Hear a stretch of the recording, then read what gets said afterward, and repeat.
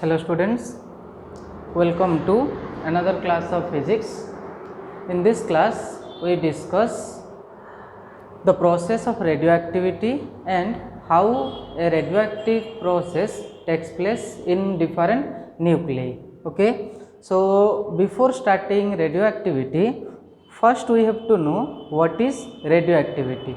Okay, so when we move towards the periodic table having the atomic number more than 80, then we find the nuclei having the atomic number more than 80 are generally unstable.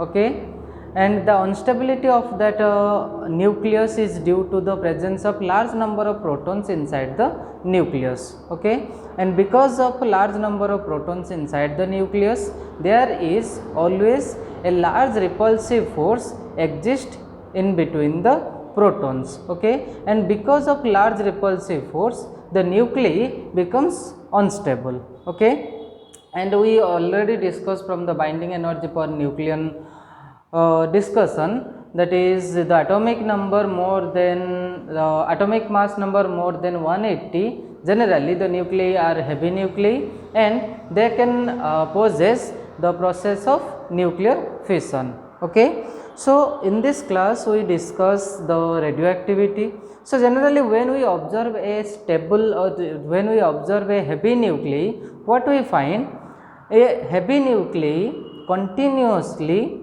changes to another nuclei. Okay, and during this change there are some particles, penetrating particles emitted from that nuclei. Okay, and if we define a short definition to the radioactivity, we can simply say the radioactivity is a spontaneous process in which a unstable nuclei changes to another nuclei by emitting some penetrating particles like alpha, beta and gamma radiations. Okay, so here there is a small definition of radioactivity, and if you observe the definition, we can say radioactivity is a spontaneous disintegration of a nucleus of any atom with the emission of some penetrating particles like alpha, beta and gamma rays. Okay, and when we observe the process of radioactivity, we find always a heavy nuclei or unstable nuclei changes to another nuclei by emitting some radiation, and we name the radiation as alpha, beta and gamma. Okay, and if we move towards the history of radioactivity, what we find, the process of radioactivity was first observed by French physicist Henri Becquerel.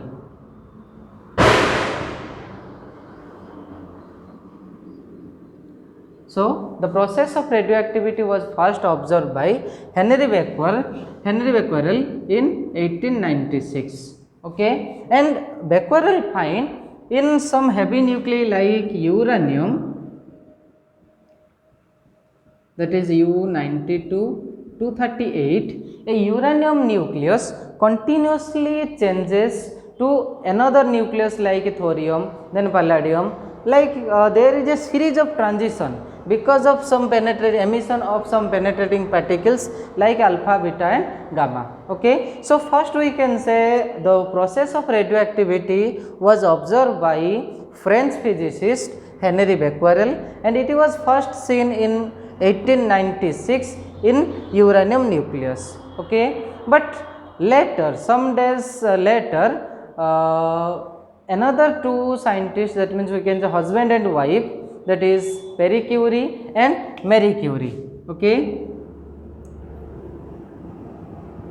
Marie Curie and Pierre Curie.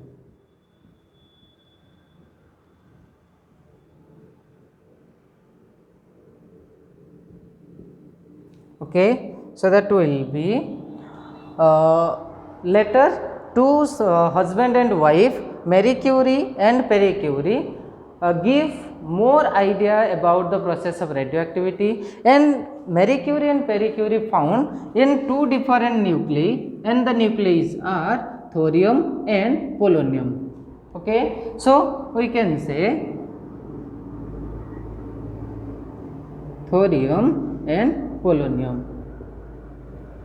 Okay, so Marie Curie and Pierre Curie observed the same process of radioactivity in case of two different heavy nuclei, that is thorium and polonium. Okay, so we can say and there is a detailed description was given by Marie Curie and Pierre Curie about the process of radioactivity. Okay, and later, because of such discovery of radioactivity, three scientists, that is Henry Becquerel, Marie Curie and Pierre Curie, they got Nobel Prize in the year of 1903. They got Nobel Prize for the discovery of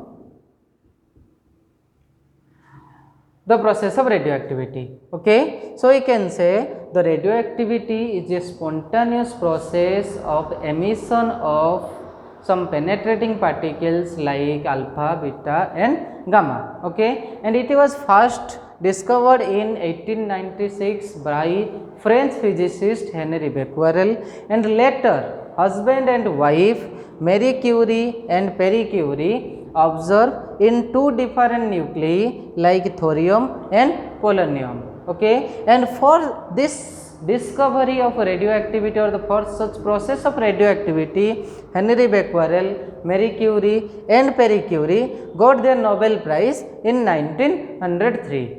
Okay. So, when we observe the process of radioactivity, generally we find the process of radioactivity was observed in case of the nuclei like uranium, polonium, thorium and actinium. Another we can say radium. Okay, so these are the different nuclei that shows continuous emission of some penetrating particles, and such process is called radioactivity. Okay, and there is a continuous change of the radioactive nuclei. Okay, that means we can say, if you take a short example like uranium, when emits some elementary particles, some particles, it converts to thorium and then it converts to any other elements or any other nuclei. Okay, there is a series of transitions. So we can say uranium, later we take an example uranium, thorium, and from thorium we can say that is a palladium. Okay, like such of transition, and you can find in your note, that is there is an example or more of an example are given in your inside your note. Okay. So, if we observe the radioactivity, generally we find radioactivity is generally two types. Okay, one is called natural radioactivity and another one is called artificial radioactivity. Okay, and when we observe the natural radioactivity and artificial radioactivity, we define depending upon their radiations and some external agencies. Okay, what is external agency and what type of radiation we discuss. Okay, so if we observe the natural radioactivity, we say the heavy nuclei like uranium, polonium, thorium and actinium, such nuclei are very unstable. Okay, and because of instability, they always emit the radiations. Okay, there is a continuous emission of radiation in such nuclei. Okay, and during this radiation there will be no requirement of external agencies. Okay, external agencies like we can say any other bombarding particles. Okay, so uranium, polonium, thorium, they always emit the radiations, and the emission of radiation is a continuous process and it does not require any external agencies. Okay, so that's why you can say such process is a natural process. Okay, so we can say natural radioactivity is the process of radioactivity in which the nuclei like uranium, thorium, polonium and palladium, actinium, such nuclei emits continuous radiations without help of any external agencies. Okay, but when we observe some lighter elements or any other elements, we find we need an external agency to carry out the process of radioactivity. For example, we can say, suppose we take the example of carbon nucleus. Okay, suppose we take the example of carbon nucleus. In case of carbon nucleus, we can say carbon 613. Suppose this one is a carbon isotope. Okay, so carbon isotope when emits some elementary particles, some neutral particles like neutron, it converts to carbon 612. Okay, and this requires some external agencies. Okay, another example also we can take. If we take in consideration of helium and boron. Okay, so if we take two nuclei, that is helium nucleus and boron nucleus, what we find, and when helium and boron combines, they give. Okay,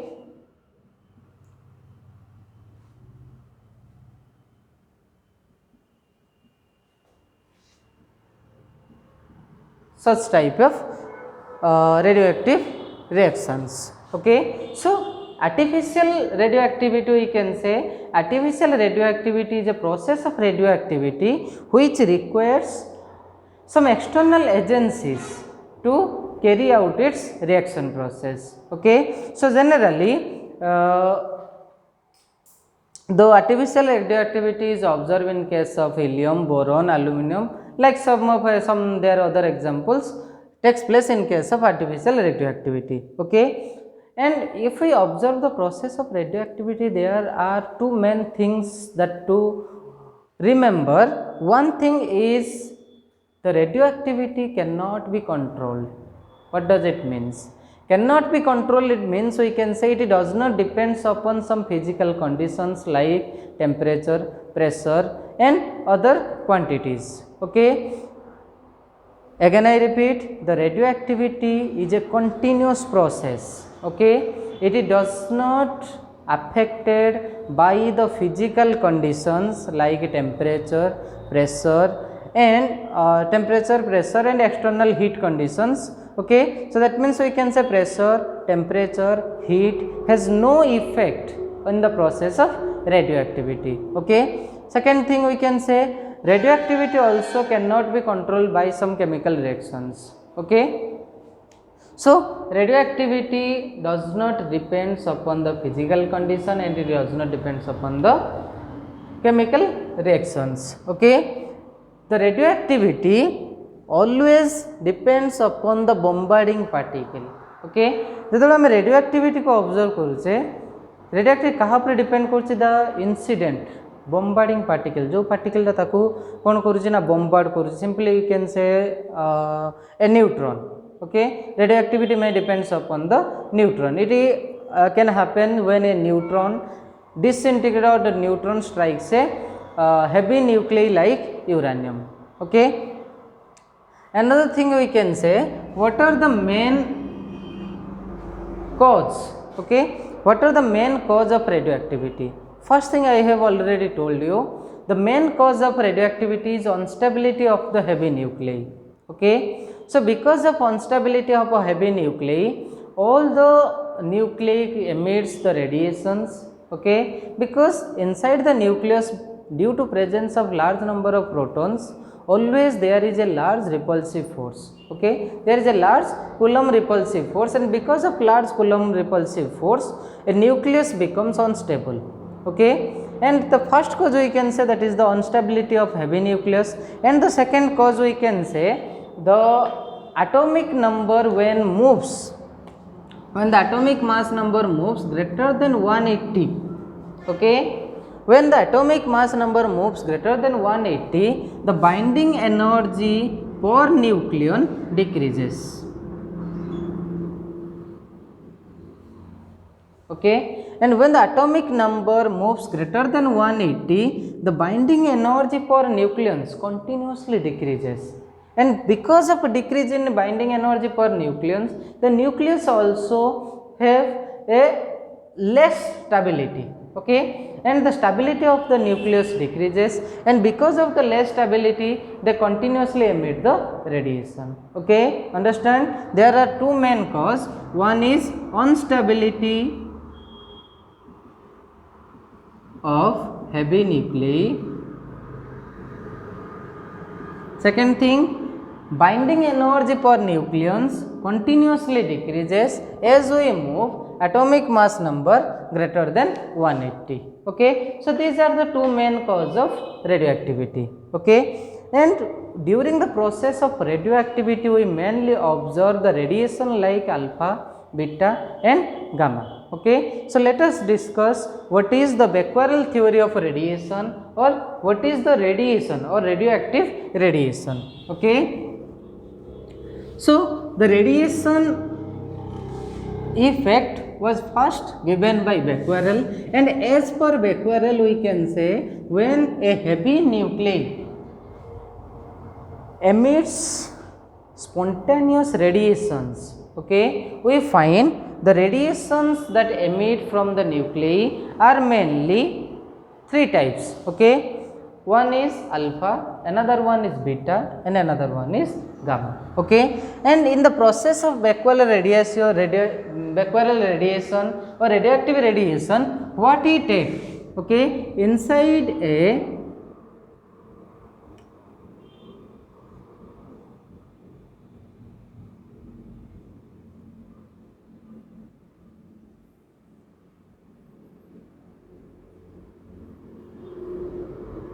okay, suppose there is a radioactive element, suppose we take radium.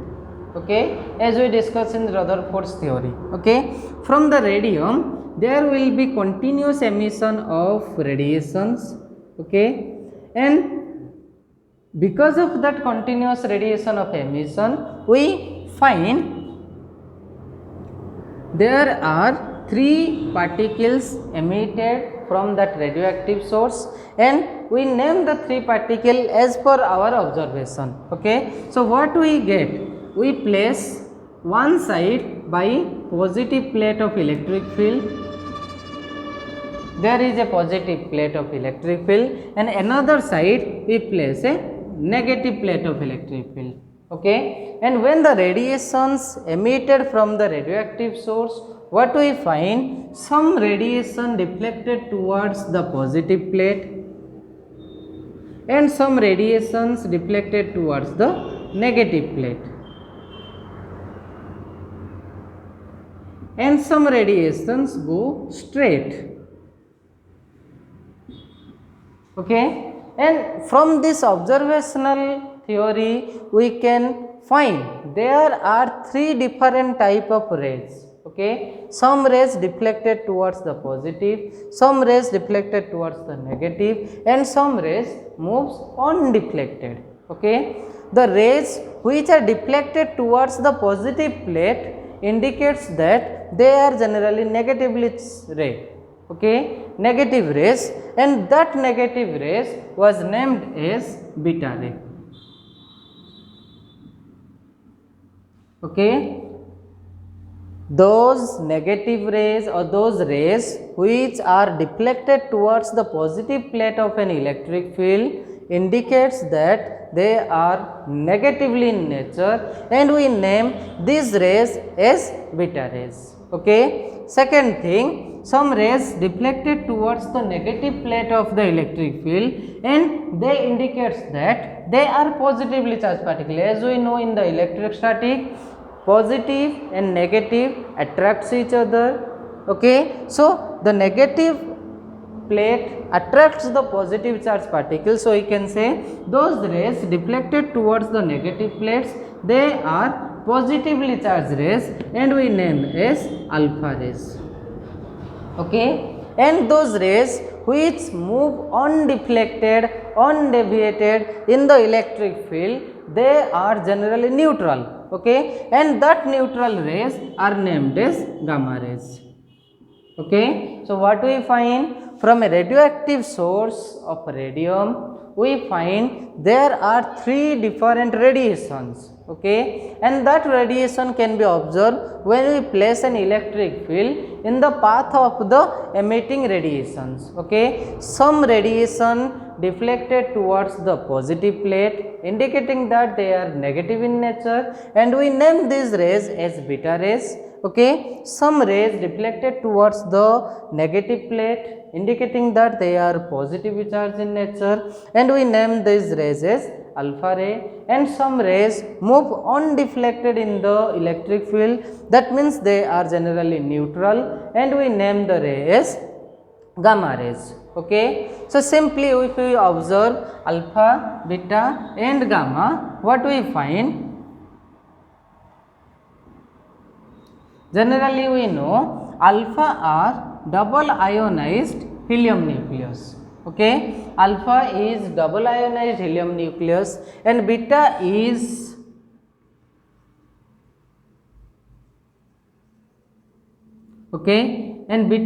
a negatively charged electron, and we name as -1 0.